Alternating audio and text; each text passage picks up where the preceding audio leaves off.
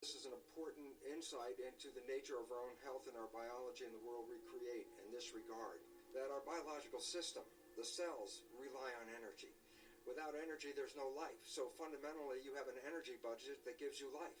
And in fact, in the body, energy is in coins called ATP, molecules that represent units of energy. So in fact, biologists refer to ATP as the coin of the realm. The significance of ATP is this, is that ATP molecules are like units of gasoline, like gallon of gas, that are used to fuel our biological processes. So to stay alive, we have to have all this ATP. So there's an ATP account in your body right now. But the question is, how do you use this ATP? And now here's an important fact. That 25% of the total energy in your whole body is used to operate your brain. So all of a sudden you start to recognize that the brain uses energy at the rate of muscles of a marathon runner. So brain and muscle activity are pretty much the same. And so why is this important? Because as you're using your brain, as you're using your thinking, you are actually using energy. Now why is this relevant? The answer is very simply this. Because the way we've been using our thoughts are not necessarily productive. As a matter of fact, sometimes our investments of our thoughts are actually counterproductive because our thoughts create a reality that we then have to overcome. So basically it says that we must start to become aware of our thoughts. And why is this important? Because thoughts represent units of energy. Every time you have a thought, you use energy. Why this becomes relevant is, if I give you a checkbook for your bank account, you don't go down the street and just write checks to people like, oh, hey, you're a nice looking guy, here's $10 for you, and oh, here, little girl, go out and buy yourself a little car, here's $1,000 for you. And you don't give away your money. Why? Because giving away your money is giving away your life. So basically, you become very frugal when you have a checkbook in your hand. Now what I'm trying to tell you is this. You have an energy budget in your body. The energy is what keeps you alive. When you start using energy and writing checks where you get no return from your energy, then it's exactly the same as writing checks out of your bank checkbook and giving away your cash. So why this becomes important is the biology of belief reveals how our thoughts create our reality. And if you start investing in thoughts that are counterproductive, thoughts like fear, or what am I going to do, and how am I going to escape this problem, or how's this going to go wrong, and all these other kinds of thoughts that are negative kinds of thoughts, then realize this. You are actually not just using your energy for having these thoughts, but these thoughts are also what come into your reality. What you focus on with your thoughts, your brain will manifest as reality. A wonderful quote from Bhagavan Das, I really love this one. He says, worry is a form of praying for what you don't want. Think about that. When you worry, you keep in your mind objects that get you nervous and scare you, and the more you keep them in your mind, the more the mind converts that into reality. So, what's the message for this month? It's to become energetically frugal with your money in your body, and that is this. Your thoughts use energy. Your interactions with life use energy. So if you want to survive, then realize one simple fact, and that is this. Everything you do in your life, you put out energy for. Therefore, start to review what you're doing in your life. Because if you're putting your energy into things you cannot change in this world, that is exactly the same as writing a check and just throwing away your money to the outside because you get nothing back from it. So think about this very interesting reality, that you have this energy checkbook.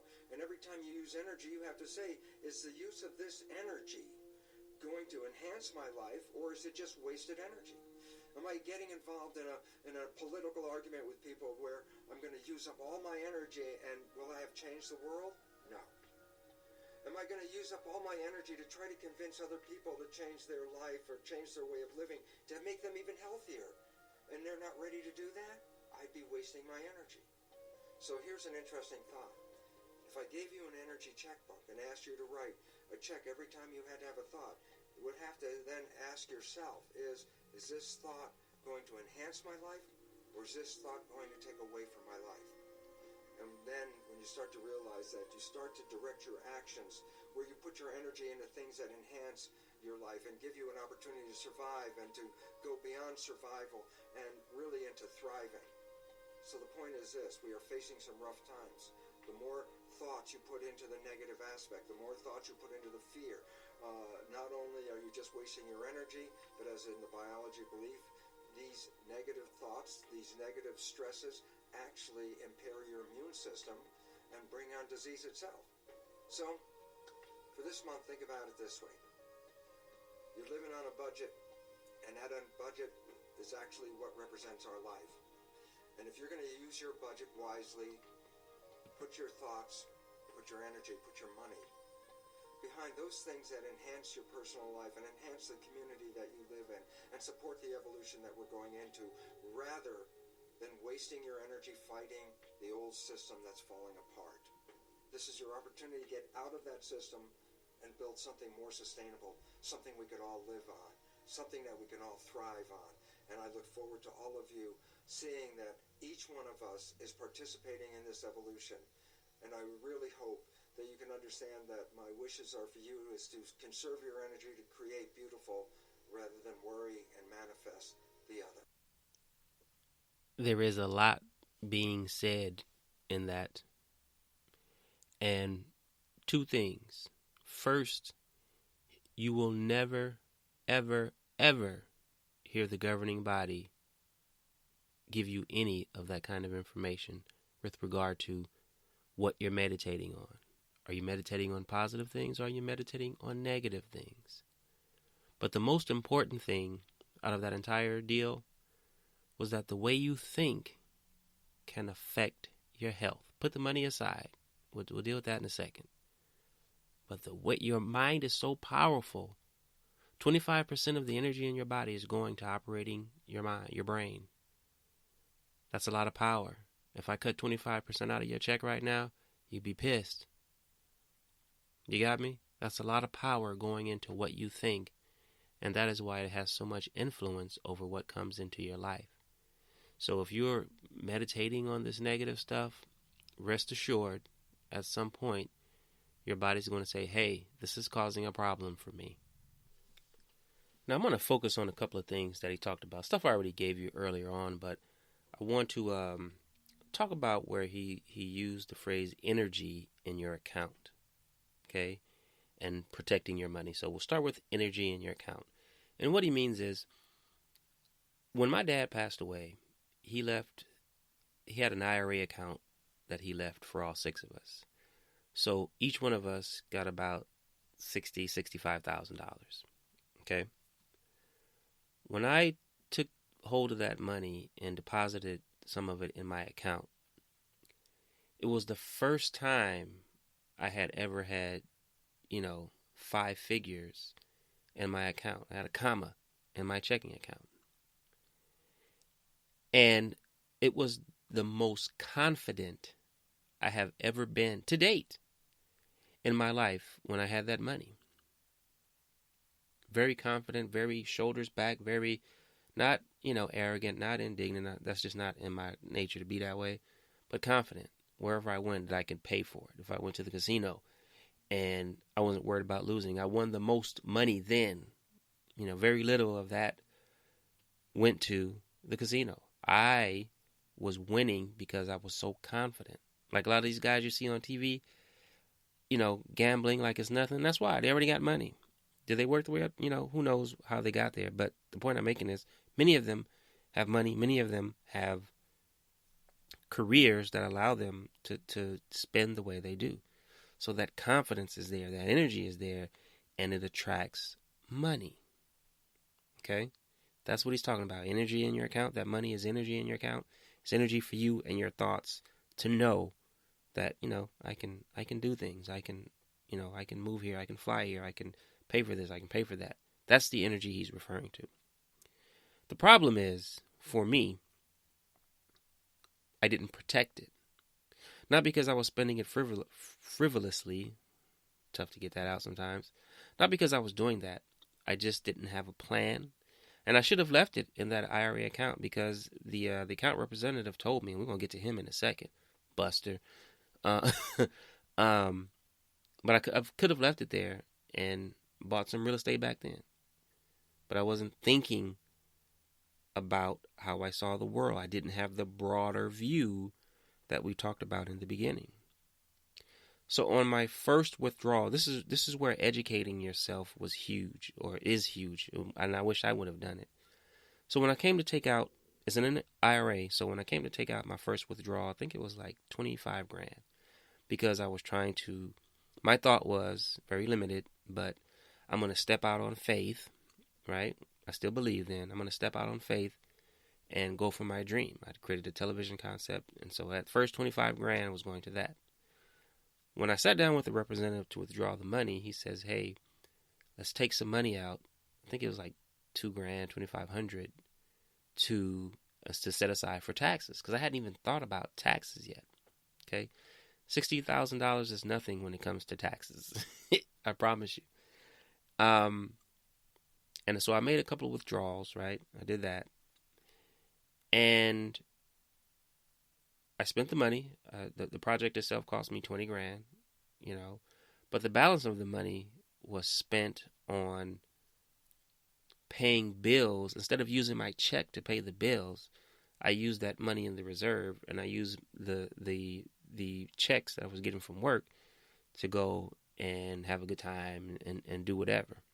I was backwards. I was hustling backwards, not thinking about, not fully having the broader view, thinking about what I'm doing and saying, this money's going to run out if I keep doing this way.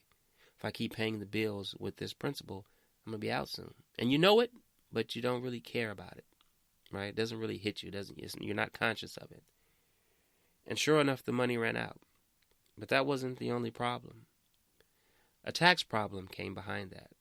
And what I mean is, the representative, when I was making those withdrawals, none of that money went to taxes. And the reason why I know this is because a year or two later, it took me a year to go through that, and about 2 years after that, I found out, wait a minute, let me take you back. The sociopathic chick I was dealing with at the time was supposed to do my taxes. So she started as if she was going to complete it and turn it in. She never turned it in. She never, had me sign it and do all this stuff, but she never had any intention of sending those taxes off because she did them herself.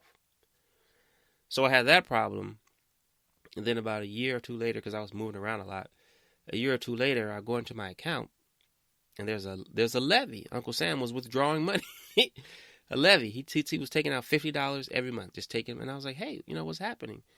And the lady told me, you didn't pay any taxes on your money, basically, is what she was saying. I was like, what are you talking about? The guy took out the money. She's like, there was no paperwork showing any of that.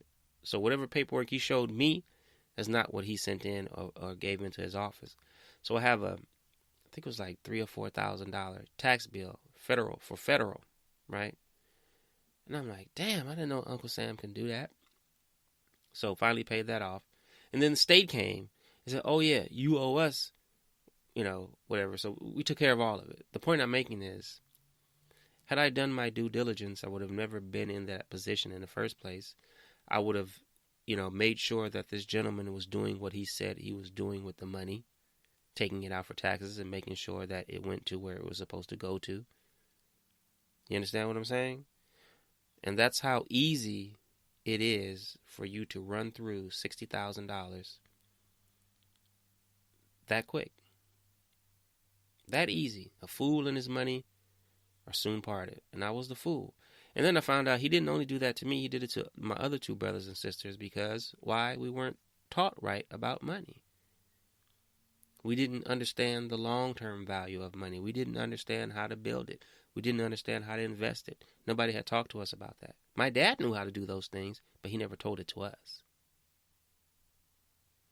So not only did I lose my money, I was robbed by I forget what the name of the company is because I sure would tell you right now, but I can't remember who they were. It was a distribution company for the IRA. I just can't remember.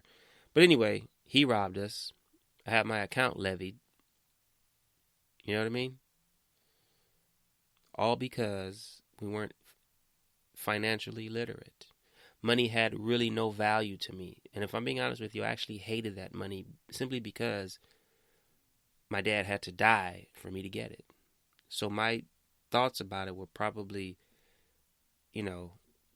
mixed with a mixture of fear and all kinds of stuff. which is why I couldn't hold on to it.